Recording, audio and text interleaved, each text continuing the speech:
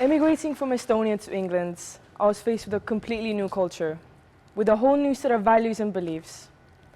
Children at age 13 were wearing handbags when back home it was impossible to see a person before the age of 18 with a handbag. However, it didn't take me long before I felt too that I must wear one, otherwise I'll be the one out of the norm.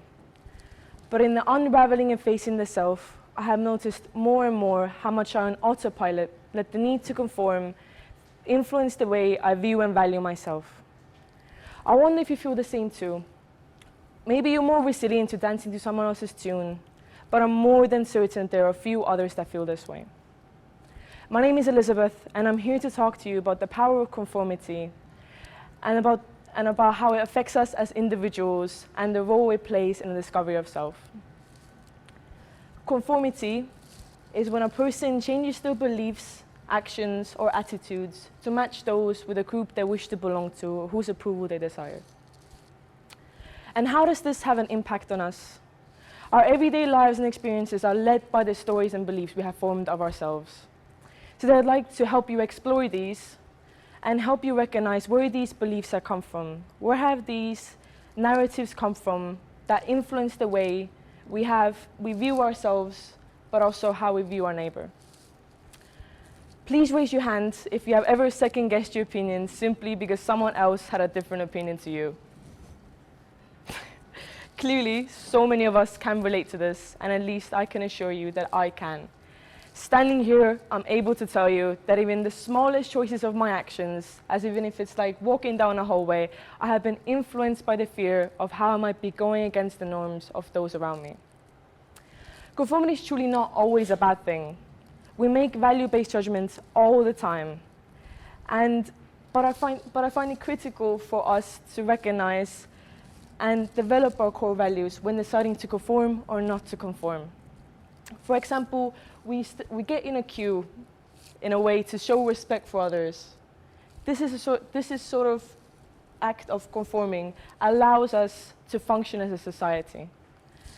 An enormous part of these norms and beliefs have developed through our encounters with society. Even if it's the smallest experiences, like our parents reading us a bedtime story every night, has led us to experience the world and navigate the world in a certain way. But what about the experiences that have led us to neglect our truth? A writer and a palliative carer, Bonnie Ware, who wrote 5 Regrets of the Dying, wrote in her book that the #1 regret of those coming to the end of their life was that I wish I lived a life true to myself and not a life that others expected of me. So I ask all of us to step out of this autopilot state, to live where we live in accordance with norms of society without questioning it. So then being able to step out of this box of conforming and seeing where we may or may not be actually understanding where and why we're doing something. And also considering why we do conform and who makes these suggestions anyway. Being able to understand these makes us more capable of growing to someone who's true to themselves, someone who we wish to be. Feeling the false what doesn't work for us, then understanding what does. Finding oneself and truly knowing one's values allows us to navigate the world, and being able to understand one's aspirations and personal values can provide more clarity to our life purpose. Anybody want to find meaning and fulfillment at school, work, and life overall, especially in times of hardship.